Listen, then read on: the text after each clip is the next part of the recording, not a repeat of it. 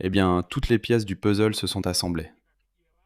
Vous vous souvenez comment les Iraniens criaient hystériquement que l'Ukraine avait attaqué des navires marchands iraniens en mer Caspienne en juillet et exigeait même une compensation pour cela? Eh bien aujourd'hui, on a appris que c'est précisément par cette route en mer Caspienne que la Russie fournit activement des armes à l'Iran pour la guerre contre les États-Unis. NBC News, citant un document d'un des gouvernements européens, révèle que la Russie fournit à l'Iran, précisément via la mer Caspienne, des explosifs, des composants pour drones et des munitions. Grâce à quoi Téhéran tente de reconstituer son arsenal militaire détruit par les frappes des États-Unis et d'Israël. Et voici ce qui est intéressant, littéralement un mois avant cette publication de NBC News, ce sont précisément des drones ukrainiens à longue portée qui ont déjà frappé des navires sur cette même route, à travers cette même mer Caspienne, qui transportait des cargaisons militaires entre l'Iran et la Russie. Et déjà à l'époque, l'Ukraine faisait subtilement comprendre à Donald Trump qu'elle pouvait prendre en charge ce secteur du front. Mais Trump continue d'affirmer qu'il fait confiance à Vladimir Poutine, qui lui a promis de ne jamais aider l'Iran en aucune circonstance. En somme, analysons toute la chaîne, y compris le fait que Trump, je rappelle, en juin, a personnellement remercié Vladimir Poutine pour sa neutralité sur la question iranienne. Je m'appelle Alexei Pesci. Analysons ce sujet, mais avant de commencer, je vous demande de vous abonner à cette chaîne. Nous approchons des 300 000 abonnés, donc je vous serai reconnaissant pour chaque abonnement. Alors, commençons par le schéma même de la livraison d'armes de la Russie à l'Iran. Selon un document gouvernemental européen, confirmé par des responsables occidentaux, la Russie transporte par la mer Caspienne des explosifs, des munitions et des pièces détachées pour drones. Des matériaux dont l'Iran a besoin pour restaurer ses capacités militaires après les combats contre les États-Unis et Israël. Pourquoi la route de la mer Caspienne a-t-elle été choisie ? Ici, la logique est extrêmement cynique, et en même temps, elle est tout à fait évidente. La mer Caspienne est sous la juridiction exclusive de seulement 5 pays. La Russie, l'Iran, le Kazakhstan, le Turkménistan et l'Azerbaïdjan. C'est tout. Les navires de guerre des États-Unis ou de leurs alliés n'ont tout simplement pas d'accès légal à cette zone. Il n'y a pas d'eau internationale là-bas. C'est une juridiction exclusive de ces 5 pays. Les navires de commerce peuvent y désactiver librement leurs transpondeurs. C'est le système d'identification AIS, et l'itinéraire lui-même contourne complètement tous les détroits maritimes étroits, qui sont contrôlés par Washington ou ses alliés. Autrement dit, il est physiquement impossible pour la flotte occidentale d'intercepter ces livraisons. L'essentiel, c'est qu'il s'agit en quelque sorte d'une mer intérieure de l'Iran et de la Russie que personne ne contrôle vraiment. Parce que seuls ceux qui y ont accès savent ce qui s'y passe. Les motivations du Kremlin dans ces livraisons vont bien au-delà de la simple loyauté d'alliés. Non, ici, il s'agit d'un intérêt purement égoïste. Chaque drone iranien qui frappe des cibles américaines dans le golfe Persique détourne l'attention et les ressources militaires des États-Unis de la guerre en Ukraine. Et le réapprovisionnement des arsenaux permet à Téhéran de continuer à fournir des armes au Hezbollah au Liban, ainsi qu'aux formations pro-iraniennes en Irak, en Syrie et au Yémen. Et cela, comme vous pouvez l'imaginer, complique la situation. Pour les États-Unis, toute aggravation de la situation au Moyen-Orient réduit traditionnellement le volume d'aide que Washington peut envoyer à Kiev. Mais c'est une sorte de réaction en chaîne, c'est-à-dire d'accord, pas seulement à Kiev, mais aussi aux Européens.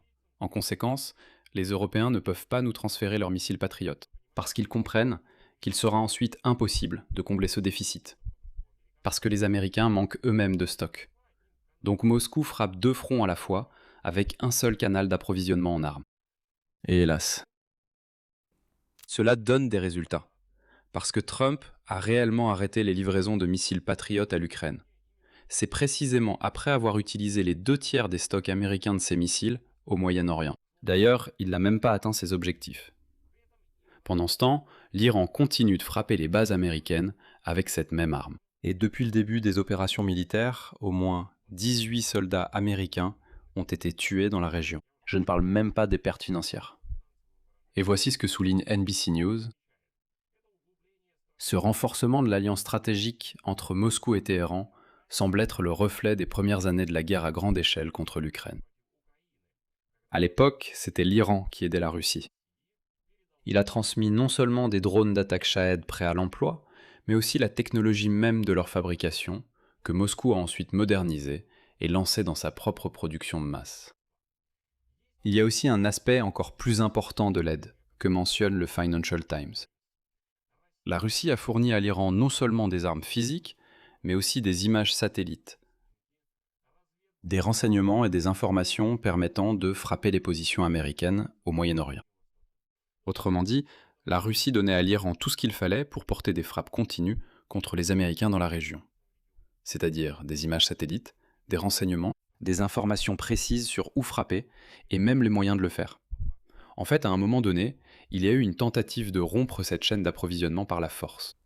Je rappelle qu'à la fin du mois de mars, Israël a frappé le complexe portuaire iranien de Bandar Anzali, sur cette même côte de la mer Caspienne, et selon les informations du côté israélien, c'est précisément ce port qui était utilisé pour le transit d'armes en provenance de Russie. Mais, comme on l'a appris plus tard, les transports ont repris après cela et maintenant, près de 6 mois plus tard, les livraisons continuent apparemment sans aucune interruption sérieuse. Et Israël et les États-Unis, pour une raison quelconque, ont complètement cessé de prêter attention à cette question. Et tout cela parce que, selon moi, Donald Trump refuse obstinément de voir cette coopération entre Moscou et Téhéran. Ici, il convient bien sûr de faire une remarque honnête, sans laquelle le tableau serait tout de même incomplet.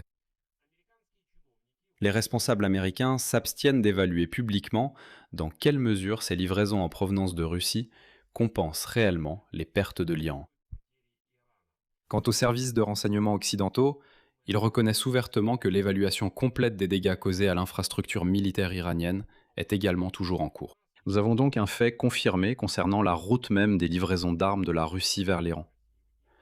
Mais il n'y a pas de réponse claire quant à savoir dans quelle mesure cela aide réellement Téhéran à rétablir sa capacité de combat.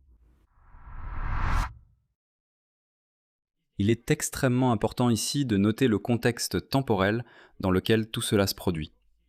Je rappelle qu'à la mi-juin, les États-Unis d'Amérique et l'Iran ont conclu une trêve de 60 jours, qui, le 18 août, aurait apparemment été prolongée de 2 mois supplémentaires. Mais, selon le Wall Street Journal, les autorités iraniennes ont décidé d'utiliser cette pause dans les hostilités précisément pour se préparer à une nouvelle phase de la guerre et reconstituer leurs arsenaux. Reconstitution de l'Iran. L'objectif de Téhéran, selon la publication, est de causer à Washington et à Israël des dommages tels qui empêcheront à jamais la répétition de frappes massives sur le territoire iranien, comme la guerre de 12 jours de l'année dernière et le conflit actuel. Il s'avère que les livraisons russes d'explosifs et de composants pour drones ont lieu précisément pendant les mêmes mois où l'Iran, selon les renseignements, les utilise pour la préparation militaire, et non pour de véritables usages pacifiques. Autrement dit, ce n'est pas une aide ponctuelle. Il s'agit d'un soutien systématique à une partie qui, parallèlement, se prépare à l'expansion des hostilités. Et maintenant, le plus intéressant. Kiev a également tenté de frapper précisément cette route d'approvisionnement entre Moscou et Téhéran, et ce, à plusieurs reprises. Je rappelle que dans la nuit du 25 juin, le service de sécurité ukrainien a frappé des cibles en mer Caspienne avec des drones longue portée. À ce moment-là, 3 navires ont été touchés, dont 2 sont directement liés aux livraisons d'armes en provenance d'Iran, ainsi qu'une plateforme pétrolière du gisement Filanovsky. Séparément, un bateau lance-missile du projet 12418 Molnia, appartenant à la flotte russe, a également été touché à ce moment-là. Et le 25 juillet, Volodymyr Zelensky a personnellement confirmé une nouvelle frappe dans cette même région. Voici sa citation. Il y a aussi d'excellents résultats concernant les frappes à longue portée dans les eaux de la mer Caspienne. En particulier, des navires impliqués dans le transport de cargaisons militaires entre la Russie et l'Iran ont été touchés, ainsi qu'un navire de guerre. Et selon les informations de la direction principale du renseignement du ministère de la Défense de l'Ukraine, l'un des navires touchés, les Begay, transportait précisément des cargaisons militaires d'Iran vers la Russie. Selon les services de renseignement, il y avait des cartouches et des obus à bord, et le port où il était basé était considéré comme une cible clé pour l'attaque, et constituait un nœud logistique du corridor international de transport nord-sud, destiné au commerce avec l'Iran sous sanctions. La réaction de Téhéran à cette attaque a été furieuse. D'ailleurs, cela montre qu'ils ont frappé quelque chose de très important. Le ministère des Affaires étrangères iranien, je le rappelle, a déclaré qu'un marin avait été tué lors de la frappe contre le navire marchand et qu'un autre avait été blessé, qualifiant l'attaque de violation de l'article 2 de la Charte des Nations Unies. Le chef de la diplomatie iranienne, Abbas Araghchi, a déclaré qu'il s'agit d'une violation flagrante de la Charte de l'ONU, commise sur ordre d'Israël, dans le but d'entraîner l'Europe dans sa guerre.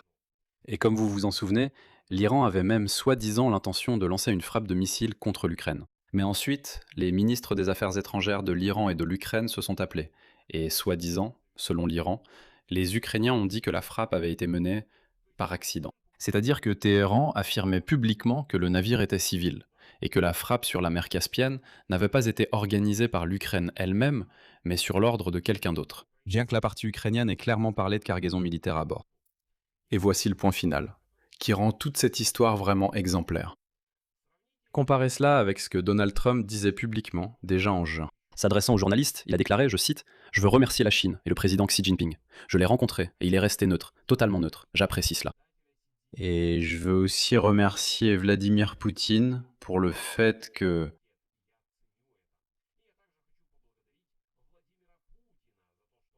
qu'il a maintenu une position neutre concernant l'Iran.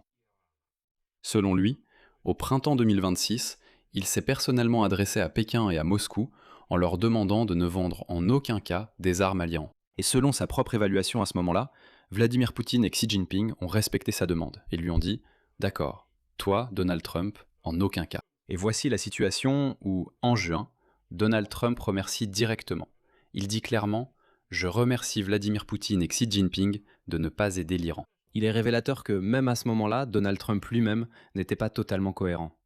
Car dans d'autres déclarations publiques de la même période, il admettait que Vladimir Poutine, comme il le disait, aidait un peu l'Iran. Donc déjà à l'époque, il avait, disons, un certain soupçon. Mais il a préféré remercier publiquement Moscou pour sa neutralité. Je ne sais pas, pour moi, c'est une honte. C'est une appréciation subjective. Mais c'est une honte quand le président américain, en pleine guerre, remercie ce Poutine chauve et mal lavé, en comprenant que celui-ci aide tout de même Téhéran. Eh bien maintenant, près de 2 mois après ces remerciements, NBC News, sur la base d'un document d'un gouvernement européen, montre clairement qu'il n'y avait aucune neutralité. Pendant tout ce temps, la Russie fournissait à l'Iran des explosifs, des munitions, des composants pour drones et même des renseignements sur l'itinéraire, qui n'est physiquement contrôlé ni par les États-Unis ni par leurs alliés. Mais il est accessible à l'Ukraine. Et l'Ukraine était prête à frapper cette route. Et elle l'a même fait. Mais apparemment, Donald Trump n'a pas soutenu cette idée et continuait intérieurement à remercier Vladimir Poutine de prétendument ne pas aider l'Iran. Et quelque chose me dit que, même dans cette situation, alors que tout est déjà évident, Donald Trump dira encore qu'il fait plus confiance au dictateur russe qu'à ses propres services de renseignement ou aux services de renseignement européens. Je vais m'arrêter ici. Donnez votre avis, écrivez vos conclusions dans les commentaires sous cette vidéo.